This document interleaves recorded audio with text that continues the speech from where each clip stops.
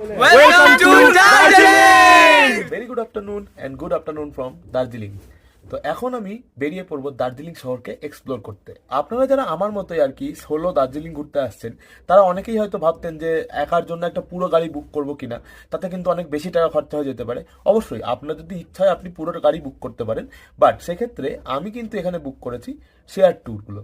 তো এক্ষেত্রে আমার টাকা অবশ্যই অনেকটা কম লাগছে, কারণ আমি একটা গ্রুপ অফ পিপলের সঙ্গে ট্যুরে বেরোবো। কেমন? তো আপনারা কিন্তু 3 পয়েন্ট, 7 পয়েন্ট, 5 পয়েন্ট এরকমভাবে ট্যুর বুক করতে পারেন, ঠিক আছে? তো আমি কিন্তু এখানকার একটা লোকাল ট্যুর এজেন্সি থেকে ট্যুর বুক করেছি। ট্যুরে যেগুলো রয়েছে সেগুলো একবার দেখিয়ে দিই আপনাদেরকে। তো এই হচ্ছে ট্যুর কোম্পানির নাম, ওম শ্রী গণেশায়া ট্যুর অ্যান্ড ট্রাভেলস, আর এই হচ্ছে ওনাদের লিস্ট অফ ট্যুরস, ঠিক আছে?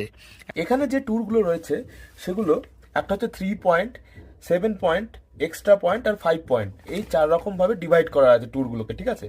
3 পয়েন্টের জন্য আমাকে বলেছিল 300 রুপিস, 5 পয়েন্টের জন্য কিন্তু 300 রুপিস, আর 7 পয়েন্টের জন্য মোস্ট প্রবাবলি 300 রুপিস। আপনি যেটাই বুক করবেন না কেন 300 করেই দিতে হবে ফর ইচ। বাট আমি কি করেছি, আমার যেহেতু কালকের দিনটা পুরোটাই হাতে রয়েছে, তো আমি ইনাদের থেকে যতগুলো ট্যুর আছে সব কটাই বুক করেছি। আর সেক্ষেত্রে আমার কিন্তু লাগছে 900 টাকা টোটাল।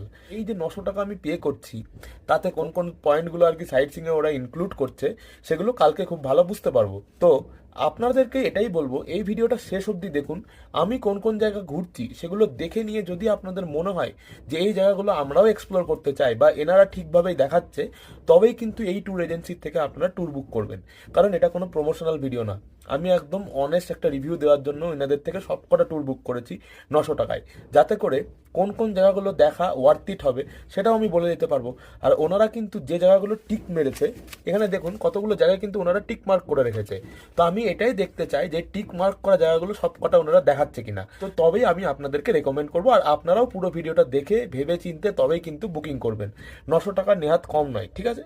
তো ভেবে চিনতে বুকিং করবেন। আজকে আসার পরেই আমি যখন এনাদের ট্যুর এজেন্সির কাছে গেছিলাম, অ্যাডভান্স 500 টাকা আমি বাড়ি থেকে অলরেডি পে করে এসেছি। বাট আজকে আমার যে রিসিপ্ট কপিটা এটা নেওয়ার জন্য গেছিলাম, তো ওনারা আমাকে যেটা বললো, রক গার্ডেন ট্যুরটা আপনি আজকে করে নিতে পারেন, কারণ ওটা বিকেল 3টে থেকে হবে। তো সেটার জন্যই আমি এখন ওনাদের যে অফিস সেখানে যাব, ওইখান থেকে গাড়ি এসে আমাকে পিক করবে রক গার্ডেন ট্যুরের জন্য। কেমন? বেরিয়ে পড়েছি এখন রক গার্ডেনের উদ্দেশ্যে।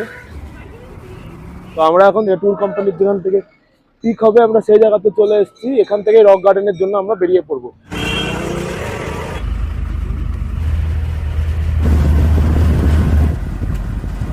তো আমরা এখন অরেঞ্জ ভ্যালি টি স্টেটের সামনেই রয়েছি। এটা আর কি আজকের দিনে এখনো অবধি ফার্স্ট স্টপ টি গার্ডেন। ওই পয়েন্টের মধ্যে আর কি মার্ক করা ছিল সবকটা টুরিস্ট স্পটের মধ্যে। তো আমরা এখন টি গার্ডেনটা দেখে নিই, এই আর কি বাইরে থেকেই দেখা টি গার্ডেন আর কি। আর ওখানে টি পাওয়া যাচ্ছে, তো মনে করলে কিনতে পারবেন, যেটা অ্যাজ এ সোভেনিয়ার। পাহাড়ে আসলে আমরা তো চা নিয়েই যাই, দার্জিলিংয়ের চা তো বিখ্যাত, তো ওটাও নিয়ে যাওয়া যেতে পারে বাড়িতে। তো এই সাইডটাও দেখে আসি আর কি কি আছে। দুই সাইডে টি গার্ডেন আছে প্রচুর। তো দার্জিলিং তো এমনি চায়ের জন্য সাদা সুগন্ধ বিখ্যাত, গ্লোবালি ফেমাস টি গার্ডেন। চারিদিকে কিন্তু প্রচুর কুয়াশা, এদিকে দেখুন প্রচুর মেঘ রয়েছে, এটাই হচ্ছে প্রবলেম। আবার কখন বৃষ্টি শুরু হয়ে যাবে তার ঠিক নেই।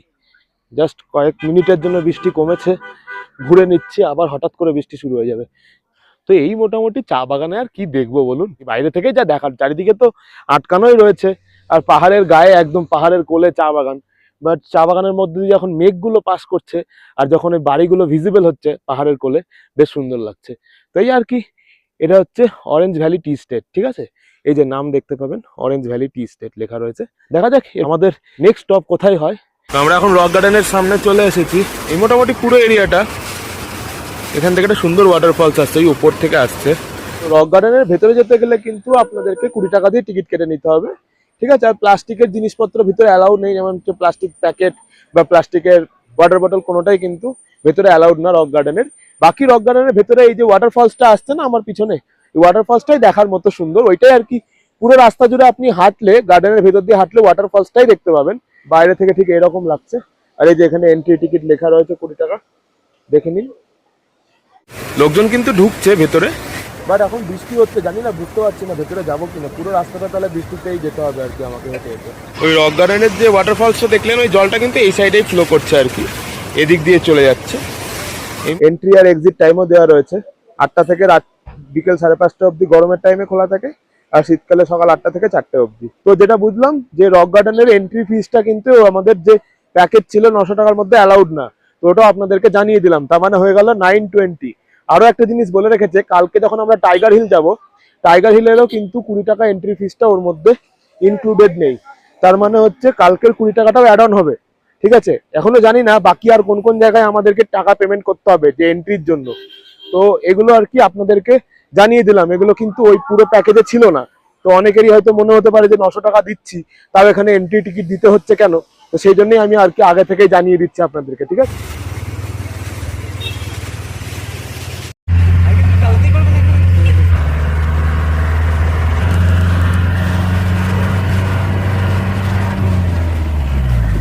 রক গার্ডেন আর অরেঞ্জ ভ্যালি টি এস্টেট দেখে আমি আবার হোস্টেলের দিকে ফেরত আসছি। যদিও বৃষ্টি আর চারিপাশে কুয়াশার জন্য খুব একটা ভালো বোঝা যাচ্ছিল না, বাট স্টিল বৃষ্টি ভেজা পাহাড়ও কিন্তু কম সুন্দর নয়। এখন কিন্তু 4:10 বাজছে, ভোরবেলা অন্ধকার। ঠিক আছে, টাইগার হিল যাওয়ার কথা ছিল, বাট বাইরে প্রচণ্ড বৃষ্টি হচ্ছে আর এত কুয়াশা, এর মধ্যে টাইগার হিলে গিয়ে কিছুই দেখতে পাবো না। মানে এত কুয়াশা যাকে বলে, দেখুন বুঝতে পারবেন। আর তার মধ্যেও চলছে প্রচণ্ড বৃষ্টি, যে এদিকে দেখুন কিচ্ছু দেখা যাচ্ছে না কাঁচের বাইরে, এত কুয়াশা পড়ছে। তো এখন দেখা যাক কি করা যায়। ভোরবেলায় দার্জিলিং শহরের 12 ডিগ্রি টেম্পারেচারকে উপেক্ষা করে আমরা এখন চলে এসেছি টাইগার হিলে সানরাইজ দেখতে। কিন্তু ভাগ্যের কি পরিহাস দেখুন, চোখ খোলার পর থেকেই অঝরে বৃষ্টি ঝরছে এবং তার থামার কোনো নাম অবধি নেই। তো রাইট নাও আমরা এখন টাইগার হিল চলে এসেছি, বাট আবার সেই বৃষ্টি শুরু হয়ে গেছে। কিছুই দেখা যাচ্ছে না সেরকম, জাস্ট এই পাশে ভ্যালি দেখতে পাওয়া যাচ্ছে, সেটাও ক্লাউডে ঢাকা রয়েছে। অ্যান্ড রাইট সাইডে এখান থেকে সানরাইজ হওয়ার কথা অ্যাকচুয়ালি, বাট সেরকম ভাবে কিছু দেখা যাচ্ছে না।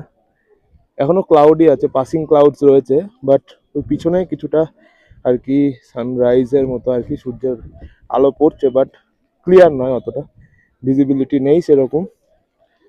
তো জুম করেই দেখায়, একদম 5x জুম করেও সেরকম কিছুই দেখা যাচ্ছে না এখান থেকেও। ঠিক আছে, 6টা অবধি টাইম আছে হাতে, এবারে দেখা যাক, 6টা অবধি ওয়েট করা যাক। বৃষ্টি তো শুরু হয়ে গেছে, বাট কালকে রাত্রে কিন্তু ওয়েদার ভালো ছিল, এখন আস্তে আস্তে করে আবার বৃষ্টি শুরু হয়ে গেছে ভোরবেলা থেকে।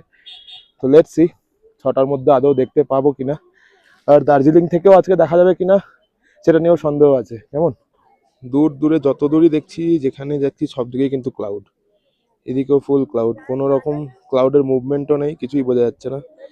আজকের দিনটাও মানে মোটামুটি এরকমই থাকবে যা মনে হচ্ছে, কারণ আপাতত বৃষ্টিও চলছে চারিদিকে। টাইগার হিলে ভিড় আছে, কিন্তু প্রচুর লোক এসেছে আজকে, এই উপরেও ভিড় আছে, নিচেও ভিড় আছে, বাট ওই আর কি চারিদিকে ক্লাউড। এই সাইডের পাহাড়গুলোতে একটু পাসিং ক্লাউড আছে, বাট স্টিল বৃষ্টি পড়ছে কন্টিনিউ। কালকেও এরকমই ছিল, কালকে আমার বন্ধুরা যারা এসেছিল ওরাও কিন্তু সানরাইজ দেখতে পায়নি। কালকে তো প্রচুর বৃষ্টি হচ্ছিল, কালকে রাত সন্ধ্যেবেলা 5টার পর থেকে অ্যাকচুয়ালি আস্তে আস্তে করে ওয়েদার ঠিক হয়েছিল, তাই জন্য আমি আজকে রিস্ক নিলাম এটা আসার জন্য, বাট স্টিল আজকেও সেম একই রকম ওয়েদার। অ্যাকচুয়ালি ব্যাপারটা হচ্ছে টাইগার হিল থেকে সানরাইজ দেখতে পাওয়াটা সম্পূর্ণ লাকের ওপরে, কারণ লাস্ট 3 দিন ধরে এখানে কন্টিনিউ বৃষ্টি হচ্ছে। তো 3 দিন ধরে একই রকম ওয়েদার চলছে, কিচ্ছু দেখা যাচ্ছে না। দার্জিলিং এর কোথাও থেকেও কাঞ্চনজঙ্ঘা দেখা যায়নি, কালকে বিকেলবেলায় একটু তাও দেখতে পেয়েছিলাম সানসেট টাইমে, বাট আজকে আবার সেম অবস্থা। তো এইরকম মে মাসের ফার্স্টে এসে যে এরকম বৃষ্টি হবে এটা আনএক্সপেক্টেড ছিল। বাট যেটা হচ্ছে মেন কথা, টাইগার হিল আসার জন্য এটা একটা 3.2 হয় টাইগার হিল, তার সাথে হচ্ছে বাতাসিয়া লুপ, আর সাথে হচ্ছে ঘুম মনেস্ট্রি, 3টে মিলিয়ে 300 টাকা করে নেয় প্রত্যেকটা শেয়ার গাড়িতে। আপনি যেখান থেকেই বুক করুন না কেন 300 টাকা এদের চার্জ। আর্লি মর্নিং 4:20 বা 4:30 সময় এরা জার্নি শুরু করে। মল রোড থেকেও স্টার্ট হয়, ইভেন ক্লক টাওয়ারের পাশে যে ট্রাফিক পয়েন্ট ওখান থেকেও স্টার্ট হয়, আর নিচে চক বাজারে যে ট্রাফিক পয়েন্ট রয়েছে ওখান থেকেও স্টার্ট হয়। আপনি যে কোনো ট্যুর এজেন্সির থেকেই বুকিং করবেন না কেন, টাইগার হিলের প্যাকেজটা কিন্তু এইভাবেই দেয়, একদম আর্লি মর্নিং 4:20 বা 4:30 স্টার্ট হয়, সাথে টাইগার হিল থাকে, তার সঙ্গে হচ্ছে ঘুম মনেস্ট্রি আর বাতাসিয়া লুপ। ঠিক আছে, 3টে জায়গা থাকে। তো আপনারা যে কোনো জায়গা থেকে ট্যুর বুক করতে পারেন। আমি যাদের সঙ্গে করেছিলাম ওদের নাম্বার তো ভিডিও ডেসক্রিপশনে দিয়ে দিয়েছি, ওদের থেকেও বুকিং করতে পারবেন। আদারওয়াইজ রাস্তাতে এসে নর্মাল আপনারা যে কোনো শেয়ার গাড়ি নিলে 300 টাকাই লাগবে। জানিয়ে দিলাম, ইচ্ছা হলে ট্রাই করতে পারবেন, but early morning A start হয়। ঠিক আছে,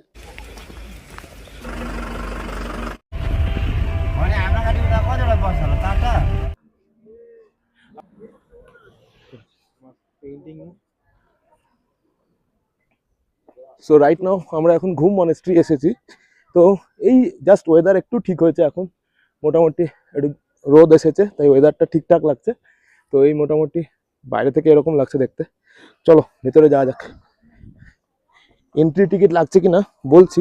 তো এই মোটামুটি হচ্ছে ঘুম মনেস্ট্রি বাইরে থেকে। তো চলো এবার ভেতরের দিকেও যাওয়া যাক ঘুম মনেস্ট্রির। ঠিক আছে, মনেস্ট্রির ভিতরে কি রুলস আর কত টাকা লাগছে জানাচ্ছি আপনাদেরকে। তো মনেস্ট্রির ভিতরে যেতে গেলে কিন্তু শু এখানে খুলে তারপরে যেতে হবে।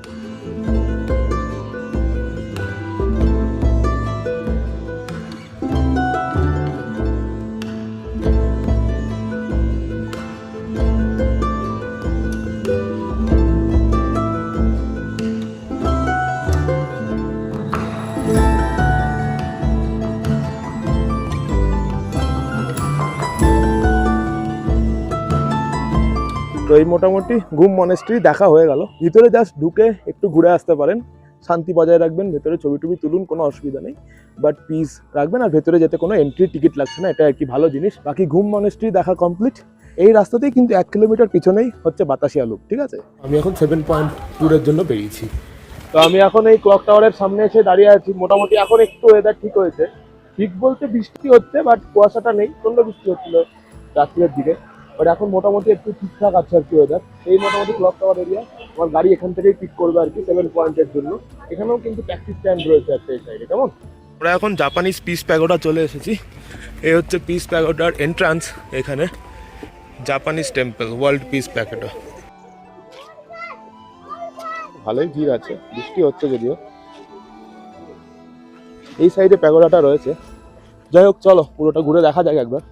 এখানে এন্ট্রি টিকিট এখনো জানি না, আমার কাছে কিছু লাগেনি, আমি ওই যা পেমেন্ট করেছিলাম ওদের সঙ্গেই ঘুরছি আর কি পুরোটা। তো এই মোটামুটি হচ্ছে পিস প্যাগোডা বাইরে থেকে। এই হচ্ছে history of this Darjeeling piece pagoda. এই মোটামুটি হিরোশিমা নাগাসাকির ব্যাপারেও লেখা রয়েছে, যে পারমাণবিক বোমা পড়েছিল সেটার ব্যাপারেও লেখা রয়েছে। উপর অব্দি যেতে পারবো,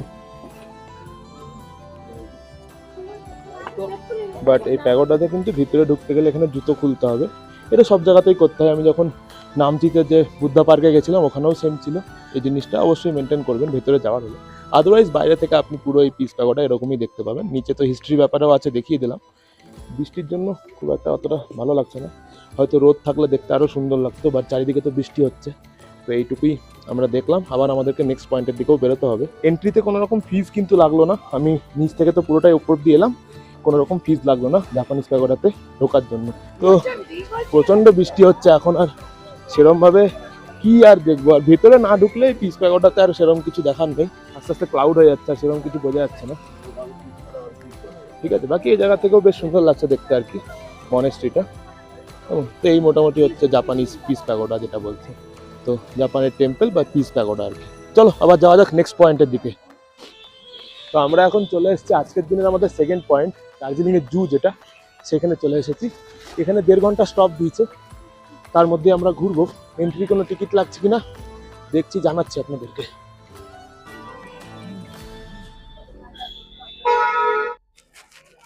তো নাম হচ্ছে পদ্মাজা নাইডু জুলজিক্যাল পার্ক। এখানে এন্ট্রি টিকিট রয়েছে, এই পেছনেই টিকিটের লাইন। চলো যাওয়া যাক, কত টাকা টিকিট লাগছে দেখছি, জানিয়ে দিচ্ছি। তো এই মোটামুটি টিকিট প্রাইস আমাদের জন্য হচ্ছে ইন্ডিয়ানস অ্যান্ড সার্ক কান্ট্রিজের জন্য 110 টাকা পার পারসন, ফরেন ন্যাশনালের জন্য 180 রুপিস। ঠিক আছে, এটা হচ্ছে টিকিট কাউন্টার।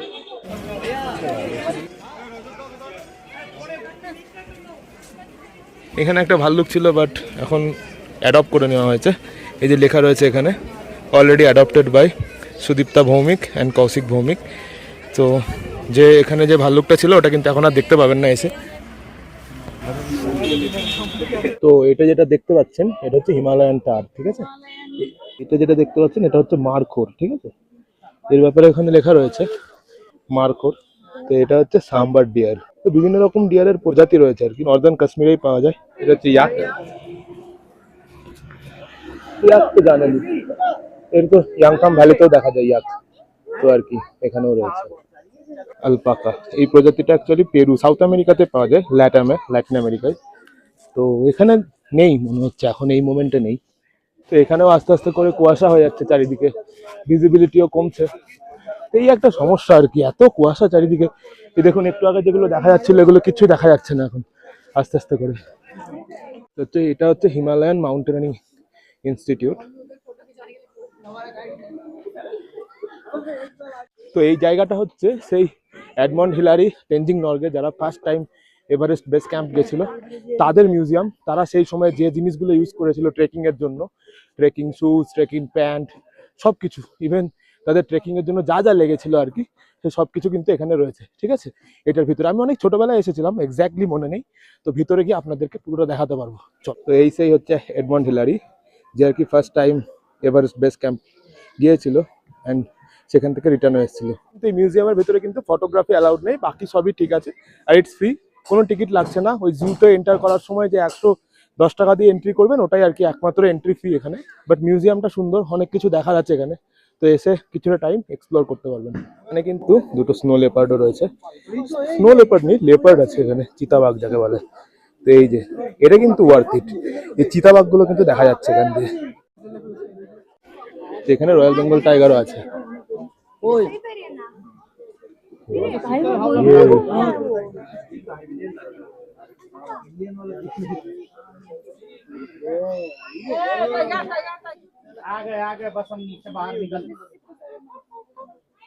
তো জুতে মোটামুটি যা দেখলাম তার মধ্যে বেস্ট লাগলো হচ্ছে দুটো রয়্যাল বেঙ্গল টাইগার ছিল ভেতরে, মুভ করছিল, তো ওটা আর কি বেস্ট পার্ট এই জুয়ের। এখানে একটা ভাল্লুকও আছে, এই যে তো এখানে রেড পান্ডাও আছে। চলো যাওয়া যাক উপরের দিকে। এইখানে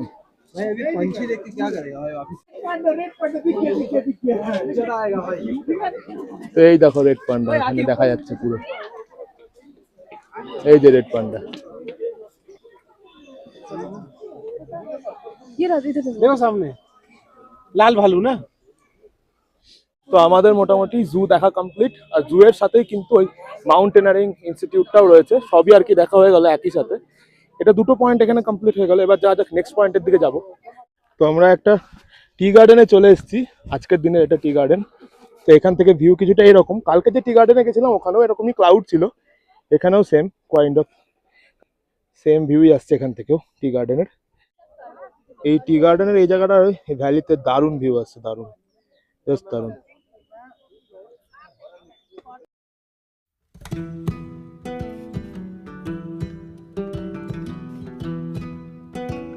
এই মোটামুটি এই টি স্টেট থেকে ভিউ কিছুটা এরকমই ছিল, এখন তো কুয়াশা হয়ে গেছে বলে খুব একটা ভালো বোঝা যাচ্ছে না, বাট ভিউ মোটামুটি এরকমই কম বেশি, ভালোই লাগছে বেশ। তো এটাও আমাদের একটা পয়েন্টের মধ্যে ছিল আজকে। এটা লেটসি আর কি দেখা হয় বা কোথায় শেষ হচ্ছে সেটাও জানাবো। আপাতত কিন্তু বেশ ভালোই, ওনারা কিন্তু পুরোটাই সব কিছু দেখানোর চেষ্টা করছে। এবার ওয়েদারের কথা তো আর কারো হাতে থাকে না, ওয়েদার চেঞ্জ হতেই পারে, তো সেটার জন্য একটু প্রবলেমেটিক এই আর কি। বাকি সব সুন্দরই লাগছে, বেশ ভালোই লাগছে। দার্জিলিং এক্সপ্লোরটা মোটামুটি খারাপ হলো না, ঠিক আছে। ফেরার পথে আমাদের নজরে পড়লো তেনজিং রক, আর এইটাই ছিল আমাদের এই দার্জিলিং সাইট সিইংয়ের লাস্ট স্পট। এরপরে ড্রাইভার দাদা আমায় ড্রপ করে দিয়ে গেল দার্জিলিংয়ের বিখ্যাত চক বাজারে, আর এরই সাথে শেষ হলো আমাদের এই দার্জিলিংয়ের সাইট সিইং ট্যুর।